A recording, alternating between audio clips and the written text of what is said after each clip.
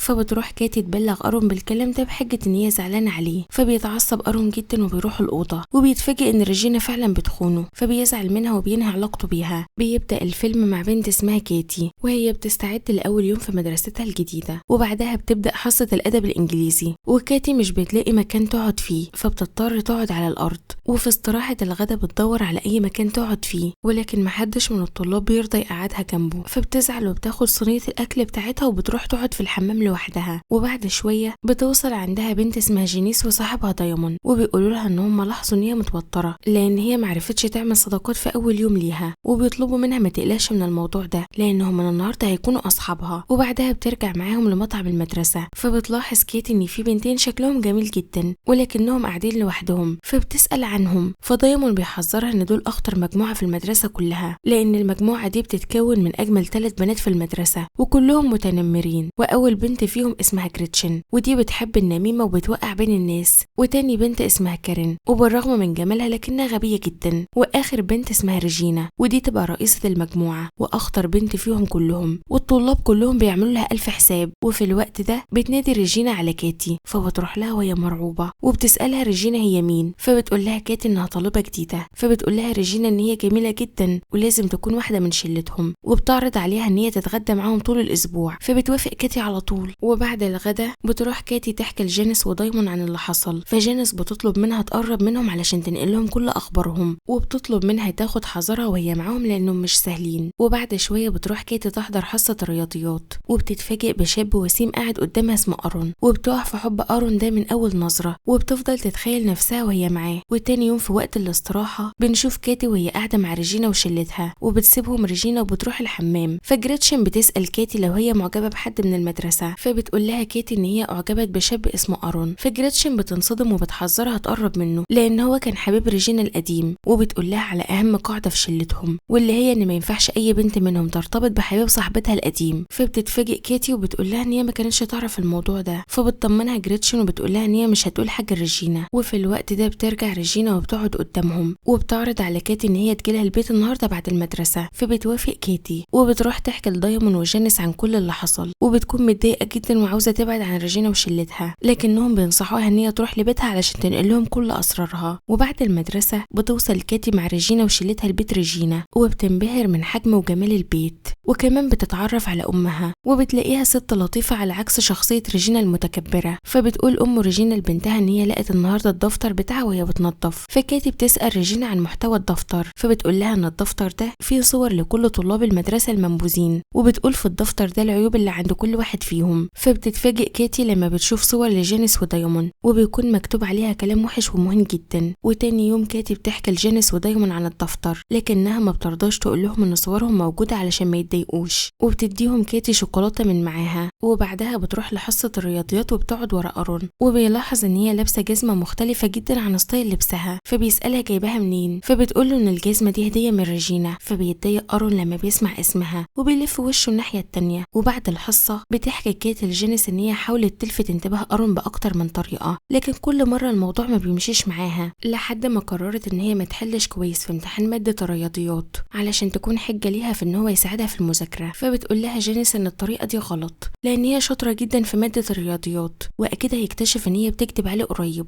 فبتقول لها كاتي ان هي تتعمد تجيب درجات وحشه في الماده علشان تكون دي الحجه اللي اتكلموا بيها على طول. وبتفاجئها ان خطتها نجحت اصلا وان هم قربوا من بعض، وعزمها تروح معاها حفله الهالوين الاسبوع اللي جاي. وفي يوم الهالوين بتوصل كاتي للحفله وبيتفق معاهم دايموند على الخطه اللي هيدمروا بيها حياه ريجينا. واول حاجه كاتي بتعملها هي انها بتديها الشوكولاته اللي بتزود الوزن، ولكن على اساس ان هي شوكولاته دايت. وطبعا ريجينا بتاخد منها كميات كبيره وبتفضل تاكل منها كل يوم. وبعدها بتعرف كاتي من جريتشن ان ريجينا بتخون ارون مع شاب تاني وان هما بيتقابلوا كل يوم 3 في اوضه معينه. فبتروح كاتي تبلغ ارون بالكلام ده بحجه ان هي زعلانه عليه. فبيتعصب ارون جدا وبيروح الاوضه وبيتفاجئ ان ريجينا فعلا بتخونه، فبيزعل منها وبينهي علاقته بيها. وفي يوم بنشوف استاذه الرياضيات وبتكون بتسال كاتي عن سر انخفاض درجاتها في الرياضيات مع ان هي متفوقه في الماده دي. فبتقول لها كاتي ان هي بقالها فتره مش عارفه تذاكر بسبب ظروف عندها، لكن المدرسه بيري بتكون عارفه ان هي قصدها تسقط في الامتحانات علشان تقرب من ارون، وبتهددها ان هي تنقلها الفصل تاني لو درجاتها ما اتحسنتش. فبتتضايق كاتي من كلامها وبتسيبها وبتروح لبيت ريجينا وبتحكي لها ان بيري كانت بتضايقها النهارده بسبب درجاتها، لكن ريجينا ما بتكونش مركزه مركزة معاها خالص، وبتكون متعصبة لأن بشرتها باظت بسبب الكريم اللي كاتي جابتهولها، وبتسألها هي جابت الكريم ده منين، فكاتي بتكدب عليها وبتقولها ان هي طلبته اونلاين من باريس،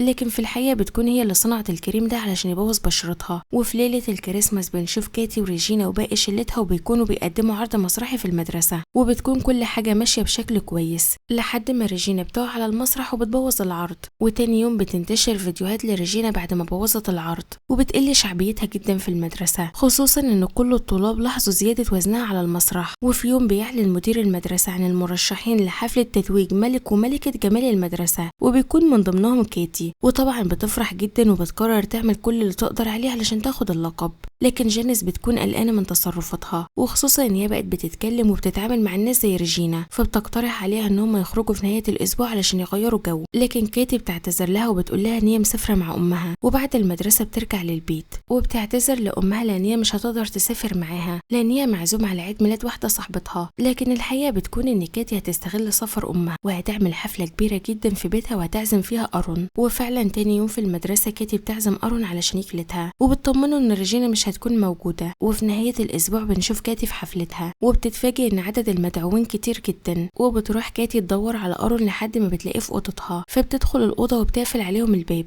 فبيستغرب ارون من تصرفها وبيسألها هي قفلت الباب ليه، فبتقوله علشان يكونوا براحتهم. وبتحاول كاتي تقرب منه، لكن ارون بيصدها بذوق وبيقول لها ان هو لسه خارج من علاقة فاشلة ومش عاوز يكرر غلطته تاني، وبيقول لها ان اكتر حاجة بيكرهها في العلاقات هي الكذب. فبتقول له كاتي ان هي مختلفة عن ريجينا لان هي مش بتكذب، وبتعترف له ان هي كتبت عليه مرة واحدة وتظاهرت ان هي فاشلة في الرياضيات علشان تكون جنبه. فبينصدم ارون من تصرفها وبيقول لها ان هي ما تفرقش حاجة عن ريجينا وبيسيبها وبيمشي. فكاتي بتنزل وراه، وفجأة بتلاقي جانيس ودايمون قدامها، وبيفضلوا يتخانقوا معاها لان هي كتبت عليهم وفهمتهم ان هي مسافرة، وبيقولوا لها ان هم مش عاوزين يعرفوها تاني. وفي الوقت ده بتكون ريجينا في بيتها وبتتمرن علشان تخس، وامها بتدخل عليها وبتلاقي الشوكولاتة اللي بتزود الوزن على مكتبها، فبتسألها هي ليه بتاكل الشوكولاتة دي مع ان هي معمولة للناس اللي عاوزين يتخنوا. فهنا ريجينا بتستوعب ان كاتي كانت بتخدعها وبتقرر تنتقم منها. وتاني يوم في المدرسة بتسيب ريجينا الدفتر اللي فيه صور البنات على الارض، فبتشوفه واحدة من الطالبات فبتفتح الدفتر، وبعدها الدفتر بيلف على كل البنات اللي في المدرسة وبيلاقوا صورهم فيه. وبتكون ريجينا حاطت صورتها هي كمان وكتبت تحتها شتايم علشان تبعد الشبهات عن نفسها. وبعدها بتروح ريجينا لأوضة المدير وبتعمل نفسها منهارة من العياط بسبب الكلام اللي مكتوب عنها وعن باقي البنات.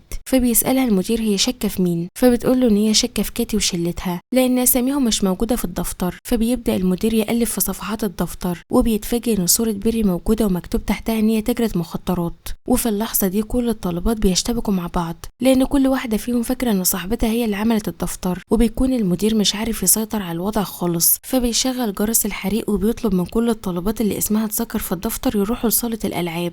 وبيفضل المدير يوبخ في الطالبات وبيقول لهم ان اللي حصل ده مش مقبول، وبيهددهم ان هو هيعاقب البنت اللي عملت الدفتر ده، وبيطلب من البنت اللي تسببت في الكارثة دي ان هي تقوم تعترف على نفسها. لكن طبعا محدش فيهم بيقوم وبيعترف. فبيروح المدير يتكلم مع بيري بصوت واطي وبيقول لها ان العقاب مش هيحل اللي حصل، وبيطلب منها تتعامل معاهم بطريقتها. فبيري بتعمل تمرين للبنات وبتطلب منهم يغمضوا عينيهم، وبالفعل بيعملوا كده. وبعدها بتطلب من البنات اللي تم التنمر عليهم قبل كده يرفعوا ايديهم، فالبنات كلهم بيرفعوا ايديهم. فبتطلب منهم يغمضوا عينيهم تاني، وبتطلب من اللي اتنمرت على زميلة ليها قبل كده ترفع ايديها، فبرضه كل البنات بيرفعوا ايديهم. فبتجمعهم بيري مع بعض وبتطلب من كل واحدة فيهم تعتذر للبنت اللي اتنمرت عليها، وبالفعل بيبداوا البنات يعتذروا لبعض لحد ما بيجي الدور على جانيس، وبتعترف لجورينا ان هي دمرت حياتها بالاتفاق مع كاتي لكنها مش ندمانة على افعالها، وبتبدا تحكي لها عن كل اللي هم عملوه فيها. فطبعا ريجينا بتنصدم وبتسيب المدرسة وبتخرج. فكاتي بتروح وراها علشان تعتذر لها، لكن فجأة بيعدي باص كبير وبيخبط ريجينا، ولحسن الحظ ان هي ما بتموتش لكنها بتتصاب بجروح وكسور خطيرة. وتاني يوم بيدخل المدير لفصل كاتي وبيقول لكل الطلاب ان الاستاذة بيري موقوفة عن العمل بسبب الكلام اللي اتكتب عنها في الدفتر. وفي اللحظة دي بتعترف كاتي قدامهم ان هي اللي كتبت الكلام ده علشان كانت متضايقة منها. فالمدير بياخدها على مكتبه وبيعاقبها وبيفصلها 3 أسابيع من المدرسة. وبعدها بترجع كاتي للبيت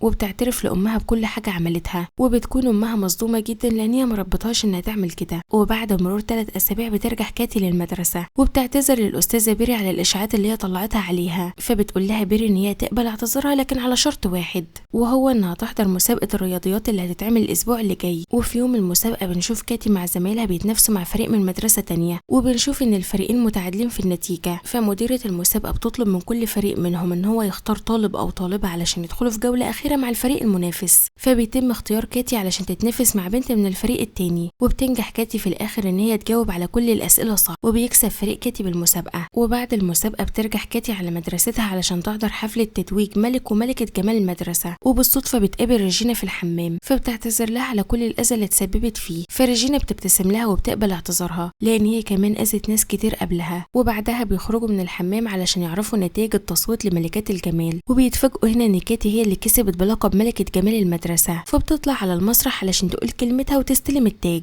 وبتعتذر للطالبات اللي هي اتسببت في جرح مشاعرهم بدون قصد، وبتفهمهم ان هم كلهم حلوين، وان هي شايفة ان مسابقة تتويج ملكة جمال المدرسة فكرة سخيفة لان كل بنت عندها جمالها الخاص. وبتكسر التاج اللي خدته لقطع صغير، وبتدي لكل بنت جزء من التاج علشان تثبت لهم ان كلهم ملكات جمال. وبعدها بتنزل من على المسرح وبتدي اخر قطعة من التاج لجينيس وبتعتذر لها. فبتحضنها جينيس وبتقول لها ان هي مسامحاها، وبتشاور لها جينيس على ارون، فبتروح ترقص مع ارون، وفجأة بيقربوا من بعض بشكل رومانسي وبيرتبطوا، وبيخلص الفيلم. ولو عجبك الفيلم اعمل لنا لايك واكتب لنا رأيك في الكومنتات.